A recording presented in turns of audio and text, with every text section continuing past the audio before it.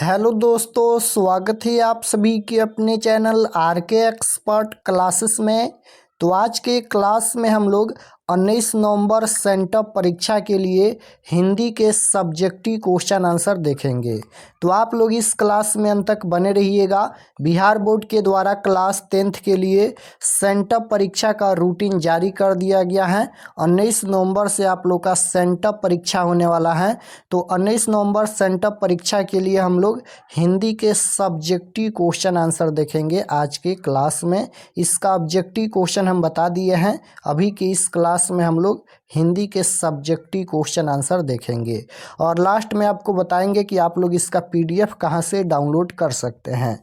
Secondary sent up examination 2025 ये sent up परीक्षा के लिए हिंदी का क्वेश्चन पेपर है। विषय कोड 101 रहेगा और सभी का सेट कोड ए रहेगा। पूर्णांक 100 रहेगा क्योंकि 100 नंबर का एग्जाम होगा और समय 3 घंटा 15 मिनट का मिलेगा। सबसे पहले खंड अ मिलेगा। खंड अ में आपसे ऑब्जेक्टिव क्वेश्चन पूछा जाएगा और खंड अ के बाद खंड ब मिलेगा। खंड ब में आपसे विषयनिष्ठ प्रश्न यानी सब्जेक्टिव टाइप क्वेश्चन पूछा जाएगा। तो पहला नंबर क्वेश्चन यहाँ पर पूछा गया है कि निम्नलिखित गद्यांशों में से किसी एक गद्यांश को पढ़कर नीचे दिए गए प्रश्नों के उत्तर दे। प्रत्येक प्रश्न 2 अंक का होगा। यहाँ पर गद्यांश दिया गया है, लिखा गया है किसी एक को पढ़कर नीचे क्वेश्चन पूछा गया है, उसका आंसर देना है। गद्यांश पूछा जाएगा क्वेश्चन नंबर 1 में और क्वेश्चन नंबर 2 में। तो यहाँ पर ये क्वेश्चन नंबर 1 का क नंबर का गद्यांश है, ये सभी लिखा गया है और इसके नीचे क्वेश्चन पूछा गया है। यहाँ पर देखिए ये क्वेश्चन पूछा गया है, हमारे देश का प्रौढ़ समुदाय कैसा है। तो इसका आंसर कहाँ से लिखना है, तो इसी गद्यांश में से पढ़कर इसका आंसर देना है। देख सकते हो हमारे देश में प्रौढ़ समुदाय का एक बहुत बड़ा भाग निरक्षर एंड अशिक्षित है। तो यहाँ से यहाँ तक आप लोग लिख सकते हैं। इसी प्रकार से सभी क्वेश्चन का आंसर इस गद्यांश में से पढ़कर आप लोग आंसर लिख सकते हैं। और ये सेम सिलेबस आपके फाइनल परीक्षा में भी पूछा जाएगा, यानी फाइनल परीक्षा में भी 2 गद्यांश पूछा जाएगा। तो यहाँ पर क्वेश्चन नंबर 1 के क और ख 2 गद्यांश पूछा गया है। आप लोग क नंबर का आंसर दीजिए या फिर ख नंबर का आंसर दीजिए। दोनों में से एक क्वेश्चन का ही आंसर देना है। उसके बाद क्वेश्चन नंबर 2 देखिए। क्वेश्चन नंबर 2 में भी गद्यांश पूछा गया है। निम्नलिखित गद्यांशों में से किसी एक गद्यांश को पढ़कर नीचे दिए गए प्रश्नों के उत्तर दे। प्रत्येक प्रश्न 2 अंक का होगा। क्वेश्चन नंबर 1 और क्वेश्चन नंबर 2 दोनों में गद्यांश पूछा जाएगा। तो क्वेश्चन नंबर 2 का ये क नंबर का गद्यांश है। ये सभी गद्यांश लिखा गया है और इसके नीचे क्वेश्चन पूछा गया है। यहाँ पर देखिए ये पहला नंबर क्वेश्चन पूछा गया है कि सच्चरित शब्द किन शब्दों के मेल से बना है, मनुष्य कैसा प्राणी है। तो ये सभी का उत्तर जो है वह इसी गद्यांश में से पढ़कर आंसर देना है। क्वेश्चन नंबर 1 का क और ख यहाँ पर देख सकते हो ये ख नंबर है। 2 गद्यांश पूछा गया है, किसी एक का ही उत्तर देना है परीक्षा में।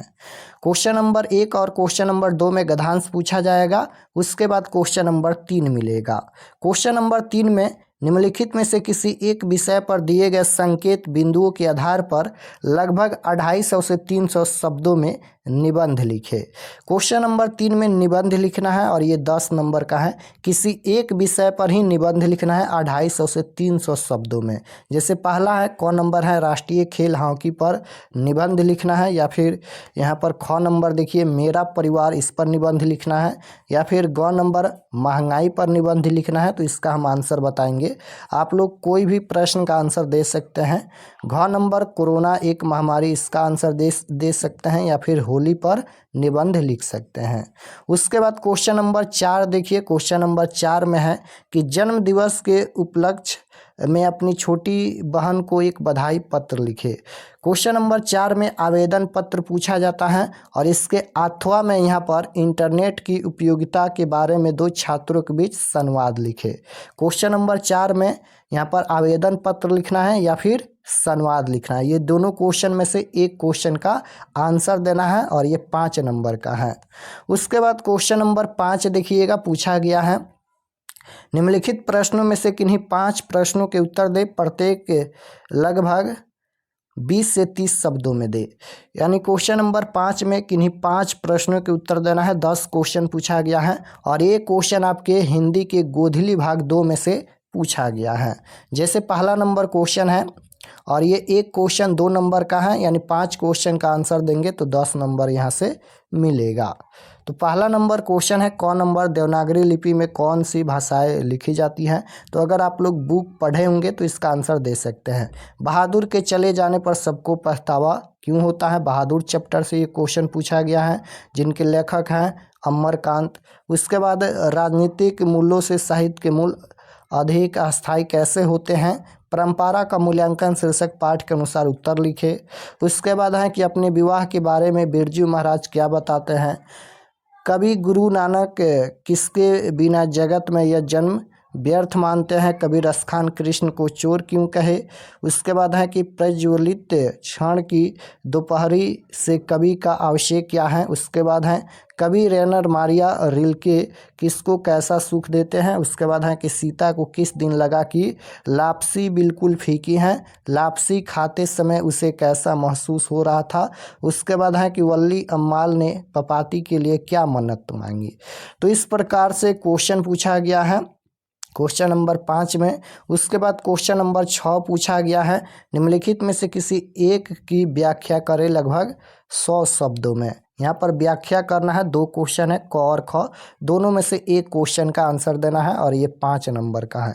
व्याख्या करना है, यहाँ पर ये देख सकते हो, गमले सा टूटता हुआ उसका ग, घरे सा लुढ़कता हुआ उसका घ।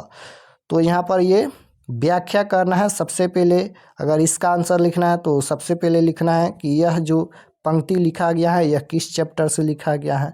घ नंबर है कि नहान घर की नाली क्षण भर के लिए पूरी भर गई फिर बिल्कुल खाली हो गई। तो दोनों क्वेश्चन में से एक क्वेश्चन का आंसर देना है और 1 से लेकर 6 तक ही क्वेश्चन पूछा जाएगा हिंदी के परीक्षा में। फाइनल परीक्षा में भी सेम सिलेबस रहेगा। उसके बाद यहाँ पर चलिए इसका आंसर देख लेते हैं हम लोग। लास्ट में हम आपको बताएंगे कि आप लोग इसका PDF कहाँ से प्राप्त कर सकते हैं। तो खंड अ में ऑब्जेक्टिव क्वेश्चन पूछा जाएगा और खंड ब में सब्जेक्टिव क्वेश्चन। तो ये खंड ब का सब्जेक्टिव का उत्तर लिखा गया है। क्वेश्चन हम बता दिए हैं, इसका आंसर देखिए। क्वेश्चन नंबर 1 के एक क नंबर का उत्तर है जो कि गद्यांश पूछा गया था। हमारे देश में प्रौढ़ समुदाय निरक्षर एवं अशिक्षित हैं, इसका उत्तर है। उसके बाद ये 2 नंबर का उत्तर है, प्रौढ़ शिक्षा के लिए शिक्षकों की अभाव है। प्रौढ़ को कक्षा में बैठकर पढ़ने में संकोच होती है। हमारे देश में किसानों का जीवन कठिन एवं श्रम साध्य है। प्रौढ़ शिक्षा का नवीनीकरण आवश्यक है। तो ये क्वेश्चन नंबर 1 का क नंबर का उत्तर हो गया और ख नंबर का यहाँ पर उत्तर लिखा गया है। तो 2 क्वेश्चन पूछा गया था, दोनों में से एक प्रश्न का ही उत्तर देना है। उसके बाद क्वेश्चन नंबर 2 में भी गद्यांश पूछा गया था। तो क्वेश्चन नंबर 2 का एक क नंबर का 1 नंबर का उत्तर यहाँ पर लिखा गया है। सचरित्र शब्द सत और चरित्र इन दोनों शब्दों के मेल से बना है। उसके बाद है मनुष्य एक सामाजिक प्राणी है। काम क्रोध लोभ संताप निर्दयता एवं ईर्ष्या जैसे अवगुण मनुष्य के सामाजिक जीवन में अशांति उत्पन्न करते हैं। उसके बाद 4 नंबर है, मनुष्य का जीवन यापन परस्पर सहयोग द्वारा संभव है। उसके बाद है कि सच्चरित्रता का तात्पर्य है कि अच्छा चाल चलन स्वभाव गुण धर्म इत्यादि। तो ये सभी क्वेश्चन नंबर 1 और क्वेश्चन नंबर 2 आप लोग गद्यांश बनाना है तो आप लोग पढ़कर बना सकते हैं। उसके बाद ये क्वेश्चन नंबर 3 का उत्तर है। ये क्वेश्चन नंबर 3 का ग नंबर का उत्तर है जो कि पूछा गया था निबंध। तो निबंध पूछा गया था तो महंगाई पर यहाँ पर निबंध लिखना है। तो सबसे पहले भूमिका में लिखना है, वर्तमान समय में निम्न मध्य वर्ग महंगाई की समस्या से त्रस्त है। यह महंगाई रुकने का नाम ही नहीं लेती, यह तो सुरसा की तरह बढ़ती ही चली जा रही है। ऐसा प्रतीत होता है कि सरकार का महंगाई पर कोई नियंत्रण रह ही नहीं गया है। तो भूमिका के बारे में लिखना है, महंगाई की वर्तमान स्थिति क्या है इसके बारे में लिखना है। अपने शब्दों में उत्तर लिख सकते हैं, कोई दिक्कत नहीं होगा। उसके बाद महंगाई का जनजीवन पर प्रभाव के बारे में यहाँ पर लिख सकते हो कि रोटी कपड़ा और मकान प्रत्येक व्यक्ति की मौलिक आवश्यकताएं हैं। वह इन्हें पाने के लिए रात दिन प्रयास करता रहता है। एक समान व्यक्ति केवल इतना चाहता है कि उसे जीवन उपयोगी वस्तुएं आसानी से और उचित दर पर उपलब्ध होते रहे। उपसंहार के बारे में लिखना है कि कीमतों में वृद्धि एक अभिशाप है। देश को हर हालत में इससे मुक्त करना अनिवार्य है। इसके लिए उत्पादन में वृद्धि करना चाहिए। उत्पादन कार्य हर हालत में चलता रहे, यही सब लोगों का प्रयास होना चाहिए। व्यापारियों को कला बाजार का धंधा बंद करना चाहिए। इस कार्य में हर नागरिक का सहयोग अपेक्षित है। तो यहाँ तक निबंध लिखना है महंगाई पर। उसके बाद क्वेश्चन नंबर 4 देखिए। क्वेश्चन नंबर 4 का ये उत्तर लिखा गया है। आवेदन पत्र लिखना है क्वेश्चन नंबर 4 में। तो आवेदन पत्र लिखना है, अपने आप से भी लिख सकते हैं, कोई दिक्कत नहीं है। प्रिय बहन अरुंधति सदा खुश रहो। तो इस प्रकार से लिखना है। मैं यहाँ सकुशल रह रहा हूँ और मुझे पूर्ण विश्वास है कि तुम भी सकुशल होगी। इस पत्र के माध्यम से मैं तुम्हें जन्मदिन की बधाई देना चाहता हूँ। तुम्हें जन्मदिन की ढेरों सारी शुभकामनाएं। तुम हजारे साल जियो, हमारी भी उम्र तुमको लगे। इस प्रकार से यहाँ पर लिखना है। पता लिख दीजिएगा, यहाँ पर दिनांक लिख दीजिएगा, अपना नाम लिख दीजिएगा। इस प्रकार से अपने आप से लिख सकते हैं आवेदन पत्र। उसके बाद यहाँ पर अथवा छोड़ दीजिएगा, 2 क्वेश्चन पूछा जाएगा, 2 में से 1 प्रश्नों का ही उत्तर देना है। उसके बाद ये क्वेश्चन नंबर 5 है। क्वेश्चन नंबर 5 में बुक से क्वेश्चन पूछा गया था 10 क्वेश्चन में से 5 क्वेश्चन का ही आंसर देना है। तो ये ख नंबर का उत्तर है कि बहादुर सीधा साधा लड़का था, उससे सबको आराम मिलता था और सबके आँख की तृष्टि होती थी। लोग उसे नाहक मार और गाली भी देते थे तथा चोरी का इल्ज़ाम लगाकर अपमानित भी किया। यानी बहादुर पर 11 रुपये चोरी का आरोप भी लगा था। उसके चले जाने पर सबको अपनी भूल का एहसास हुआ, इसलिए पछतावा हुआ। तो यहाँ तक लिखना है। ग नंबर का उत्तर लिखना है। घ नंबर का यहाँ पर उत्तर लिखा गया है, देख सकते हो। बिरजू महाराज बताते हैं कि उनकी शादी 18 वर्ष की उम्र में हुई। बिरजू महाराज उस समय शादी नहीं करना चाहते थे क्योंकि पिता की मृत्यु के उपरांत घर की जिम्मेदारी उन्हीं के ऊपर थी, जिसे वे पहले संभाल लेना चाहते थे, परंतु अम्मा जी की इच्छा से उनका विवाह हुआ। तो यहाँ तक लिखना है। उसके बाद ये सभी क्वेश्चन है, 5 क्वेश्चन का ही उत्तर देना है, यहाँ पर देख लीजिए। उसके बाद क्वेश्चन नंबर 6 देखिए। क्वेश्चन नंबर 6 में व्याख्या करना था। तो क्वेश्चन नंबर 6 का ये क नंबर का उत्तर लिखा गया है, व्याख्या किया गया है। उसके बाद ये ख नंबर का व्याख्या किया गया है। क्वेश्चन नंबर 6 में भी 2 क्वेश्चन पूछा गया था, 2 क्वेश्चन में से 1 क्वेश्चन का ही आंसर देना है। तो ख नंबर का उत्तर यहाँ पर लिखा गया है कि प्रस्तुत गद्यांश विनोद कुमार शुक्ल द्वारा लिखित कहानी मछली शीर्षक पाठ से लिया गया है। यानी जो पंक्ति लिखा गया था वह मछली चैप्टर से लिखा गया था। तो लिखना है कि प्रस्तुत गद्यांश विनोद कुमार शुक्ल द्वारा लिखित कहानी मछली शीर्षक पाठ से लिया गया है। यानी मछली कहानी के लेखक विनोद कुमार शुक्ल हैं। इसमें लेखक ने पूरे घर में फैली मछलियों जैसे गंध के विषय में प्रकाश डाला है। लेखक का कहना है कि बाल्टी को उलटने पर पानी तो क्षण भर में निकल गया और स्नान घर की नाली बिल्कुल खाली हो गई, लेकिन सारा घर मछलियों की गंध से भर गया। लेखक के कहने का तात्पर्य है कि जब व्यक्ति की संवेदना नष्ट हो जाती है तब वह पूरे वातावरण को दूषित बना देता है।